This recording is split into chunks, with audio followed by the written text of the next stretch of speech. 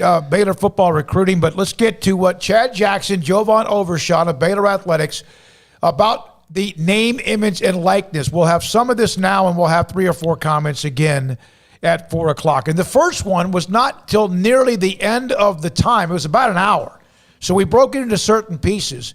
And this one was Paul asking the question about, why did this take so long? I might have set myself up for failure in highlighting that in a voluntary way, Paul. I didn't know you might catch it, but, I don't know.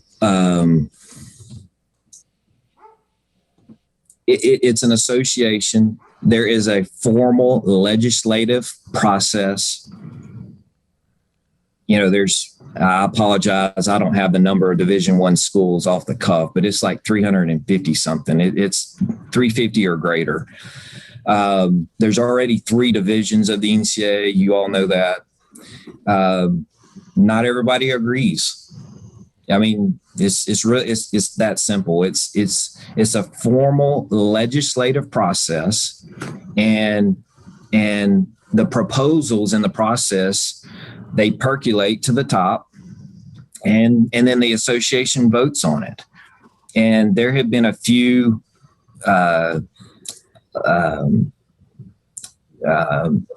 I'm trying to think of the right way to say it.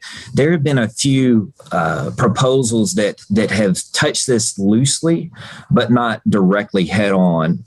And because this is such a game changer that I was just kind of alluding to in that very poor analogy about my wife's work, because this is such a game changer, like to get consensus on the approach, like it's just a tough thing. And I mentioned there were 3 iterations of a working group on this. It took the third one, for traction to gain, and I'm starting to stammer a little bit, Paul. I don't know that there's a better way to say it. Consensus is a hard thing. It just is, and. But we have finally arrived with consensus. All right, so you could tell. I mean, again, this was not easy. This was something that for someone like me, my attention span, this was hard to listen to, not because of anything Chad said or didn't say or Jovan. It's just it's very complicated, and you will hear that with some of what we also have later on. So the other part of it is the inducement factor. I had a couple of our sponsors blowing up my phone. They're legitimately asking me, what can we do? Paul? Yeah, so can this be used to induce recruiting? Could a company go to a high school recruit? How can they do this? How can they do that? Well, specifically written into the state law, they cannot, and Chad explains that here. Yeah, that's a good question, something that we haven't really touched on, Kevin, so appreciate you bringing it up. The law does explicitly say that we as or that NIL may not be used to induce recruits. The law is explicit about that. The law actually takes one step further and says, and I'm paraphrasing, but this is what it says, that Texas residents or businesses may not do NIL deals with what we call prospective student athletes, meaning recruits. So the law is explicit on 2 fronts when it comes to recruiting. All that said, we have to date and will continue to utilize Marcus Sedbury and Corey Pinkett in our SACE area, specifically Baylor Built, to work with our recruits, our coaches, and recruits in the recruiting process to showcase all that we do to equip and prepare our those that ultimately choose to become a student athlete at Baylor. And so that as we're trying to share today, it's a very elaborate, it's very comprehensive, holistic approach.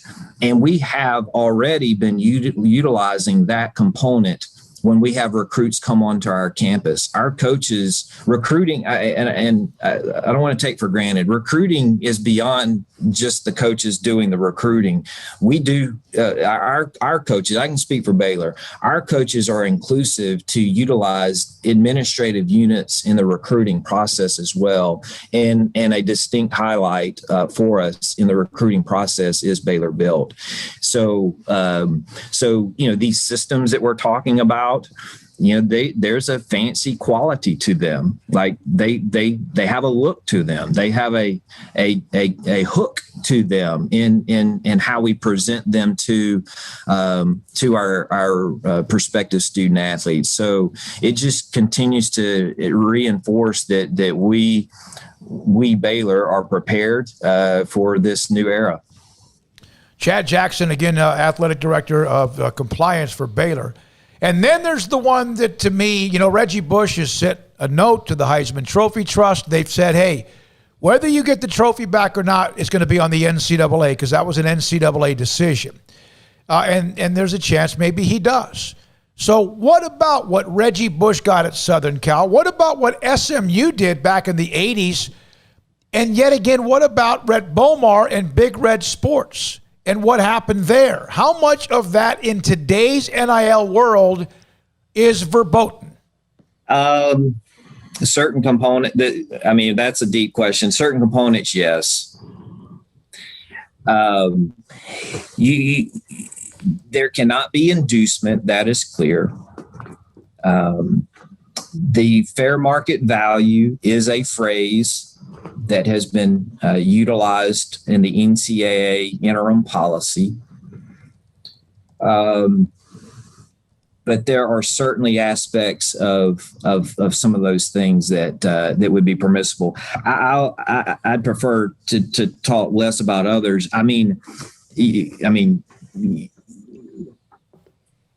We've had quite a few high-profile student athletes. I'm not going to name names. But when you have high-profile student athletes in a traditional sense, those are the names, images, and likenesses that are attractive to people who would like to make profit and gain, right?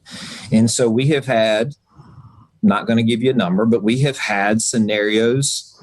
I've been here 10 years. We've had scenarios over the last 10 years where student athletes have either knowingly or unknowingly, their names, images, and likenesses have been monetized. And there's process to reconcile that through NCAA channels to sustain their eligibility. Through reporting, you got to report the actions and what have you. But there's mechanisms to through the NCAA channels to keep them eligible, so to speak. So it's a thing that and I'll just be real about it. Like my staff, which I'm very grateful for my staff. We have great confidence in our staff. Like I said earlier, we try to keep some levity in what we do because things are so serious. Like we had a kind of a throwback Thursday yesterday and we had a text string going with some of my former staff that are at other places now, just kind of a throwback Thursday. You remember this, you remember that, those would be legal today, So we definitely have reminisced about some scenarios that occurred in the past that were issues at the time that would be permissible today. All right, so that's Chad Jackson. Now back to Chad Jackson, Jovan Overshawn, when they were on the media session. And one of the things, Paul, that was asked was about what? The logo itself, the Baylor logo. So if you are a Baylor athlete and you have a deal, even if it's with a supposed Baylor sponsor, can you use the Baylor trademarks and logos? And this is one of the more straightforward answers that you'll get from Chad Jackson. Inside the Texas state law, it does have language that would prohibit a student athlete from utilizing institutional marks or institutional intellectual property or institutional physical property. So that is a stipulation in the Texas state law that would be prohibited in utilizing those things for a student athlete pursuing a name, image, and likeness deal. So long story there, but at least wanted to provide a little bit of a backdrop there. So in short, no, they can't. What they can do, they can't say Sikkim Bears. They can't, they couldn't use Sailor Bear. They can't use the interlocking BU. They can't use anything that's trademarked by Baylor or owned by Learfield IMG Properties.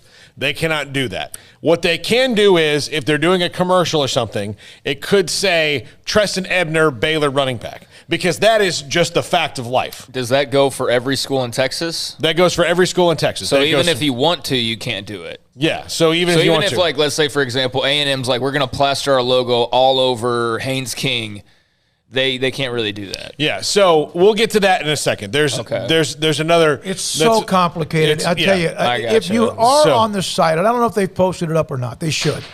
The media session on the site, I hope they do.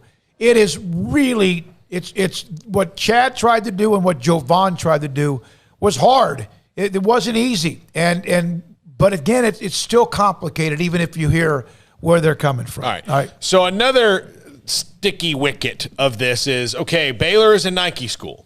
So what if someone gets an endorsement from Adidas or New Balance or Puma or Ruse, whatever, it doesn't matter. So this is clip number 2 here. Baylor can nix that if there's competition.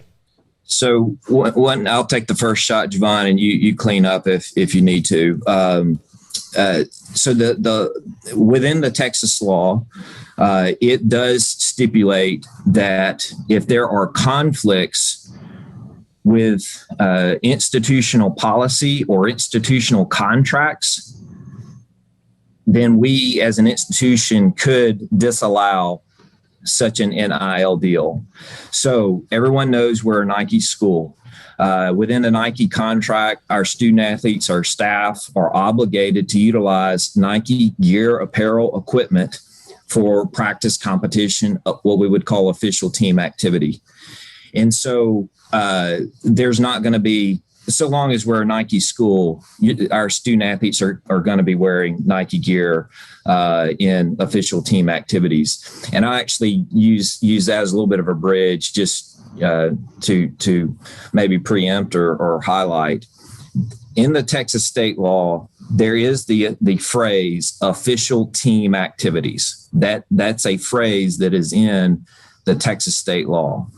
And so the law says that student athletes may not participate in NIL activity while on call for, quote, official team activity. So that's another, there's kind of two sides that would nullify such an occasion of a student athlete being involved with a competitor of Nike.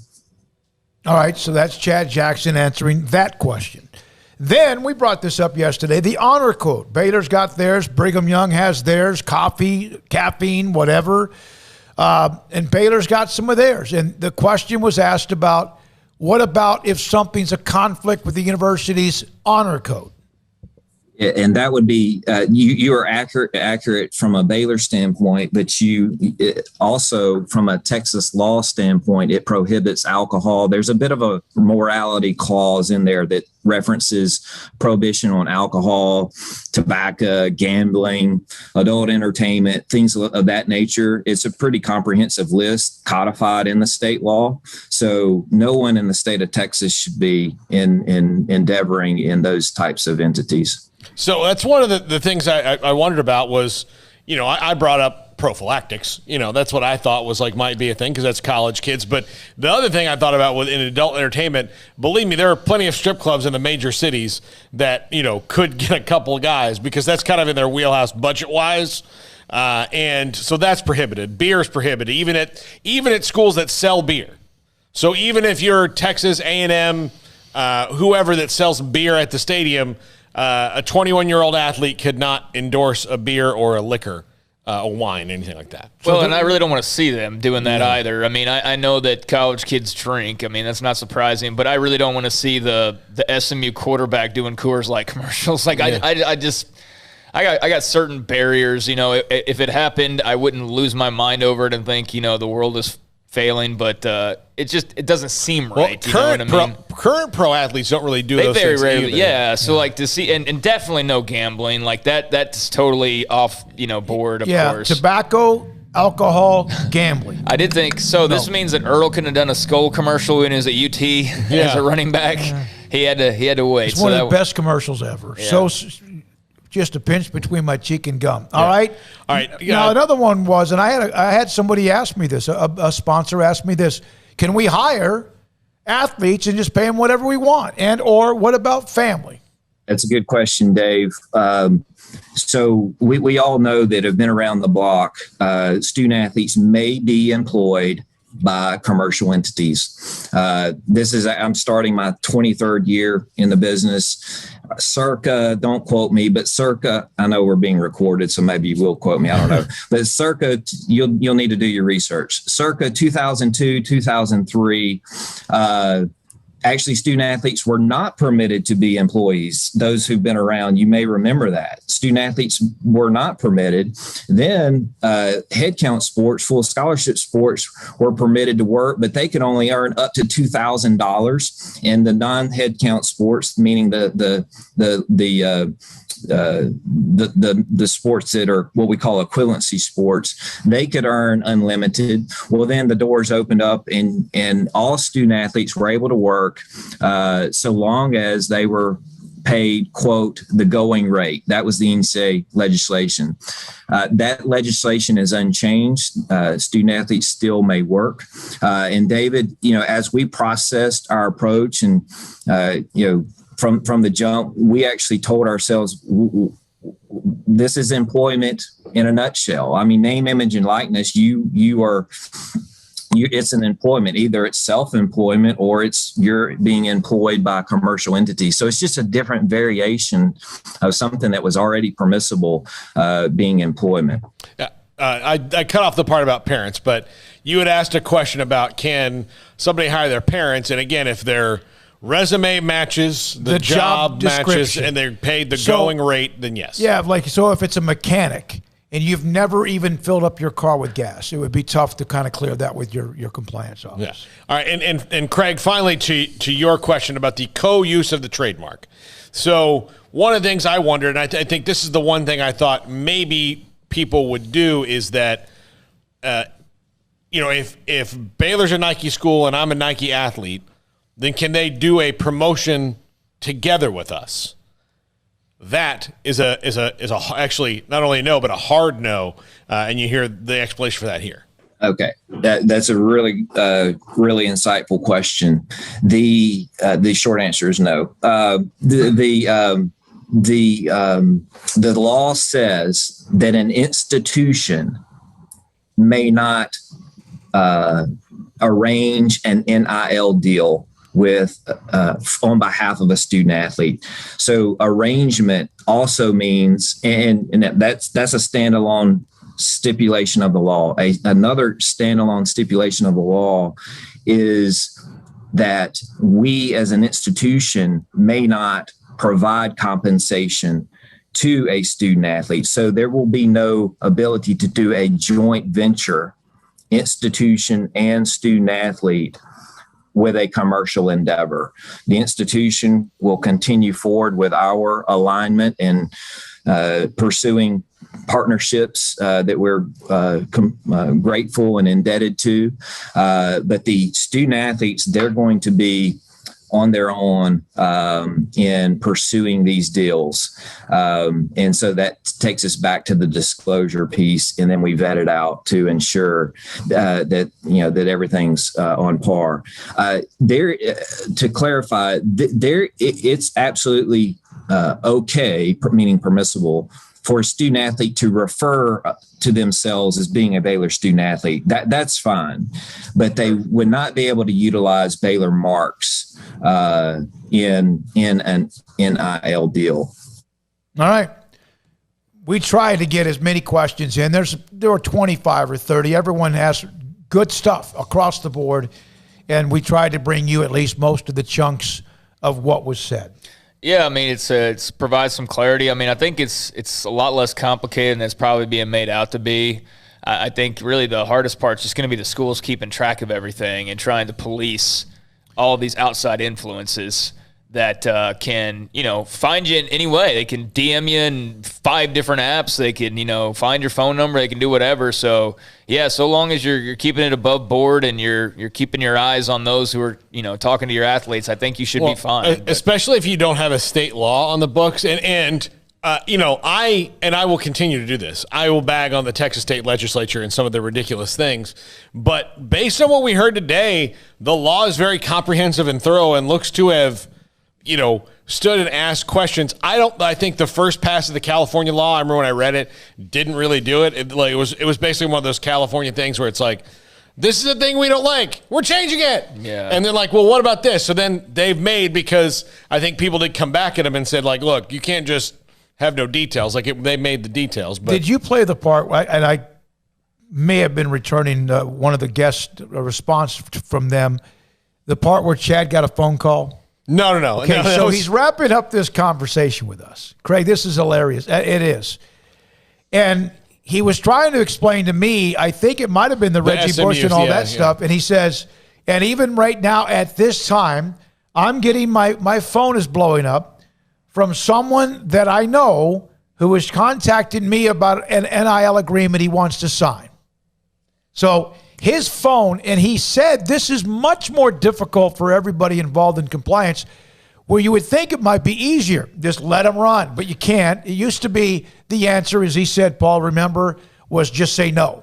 Well, just say no. Mac Rhodes said yesterday, they're in the process of hiring somebody or partnering with someone, and I know other schools have as well, and that'll take a lot off their plate. That'll take a lot off of Joe Vaughn and Chad Jackson and all those people's plates, because right now, for Baylor, compliance is doing all this. And, the benefit of hiring an outside entity who's specifically designed to execute deals and come up with deals and do all that, that'll be a huge load off their plate here in, the next month or whenever they actually make that official. But, yeah, there's a lot to deal with right now. I can only imagine. And, a lot of questions. And, look, we're asking all these questions, and they're the ones that have to have the answers for them. They actually have to know all these different things. And you just said that thing went for 30 minutes. How many? 25 questions? No, it went for an hour. Okay, Yeah, so like 30 questions just now, and I'm sure it could have gone another hour. Oh, and so easily, yeah. And so these are all these people asking these questions because we have no idea, and then there's somebody who, outside of his regular job, and Joe Vaughn as well, have to then put that on their plate. So yeah, it's a lot to deal with. I'm telling you right now, but you could even hear Chad and Jovan discuss what Chad's going through, what he's learning, and you could tell Chad's reciting law. I mean, you better. And then what Jovan, and then Chad even said, I don't think people realize what she does or what she brings to the table with the external affairs and what she does to think outside the box to what they're trying to create. Baylor Built is part, in a way, was a proactive way when it comes to the NIL. And then Baylor Built Plus, which is probably, in a way, compared to what ESPN Plus is like. So, I'm sorry. Go ahead. No, I was going to get to the track and field story. No. So I'm still just curious about that Dayton inducement, because that was absolutely an inducement. If you come play for Dayton basketball, I believe it was Dayton we were talking about yesterday. If you come play for Dayton basketball, this former Dayton player's business is going to hook you up. That's send an that inducement. to me if you find it. Yeah, I'll send it. I'll send it to Chad and try to get him to respond to it. The thing is that the Ohio law might allow that. Yeah, that's where inducements. That's where the NCAA and the federal government have failed us. And you heard Chad's response about when I asked him. I said, because which I left out in the interest of time, but my question to him was, look, you had 7 years since the O'Bannon case to figure this out. What took so long? Because he had mentioned early in the thing, he was, look, the people are on the NCAA, but the NCAA is the association. The members vote on things. And it said that so many people, which again kind of highlights, look, if you've got 300 plus members that have to vote on something, it highlights the need for a commission that kind of speaks for everybody, but with less voices, And so I would just kind of maybe be more in favor of, let's let the conference commissioners speak for their institutions, and then basically say this is where our conference stands, and then try to hash it out between those 8 to 10 people as opposed to 300 plus institutions individually. All right, go ahead.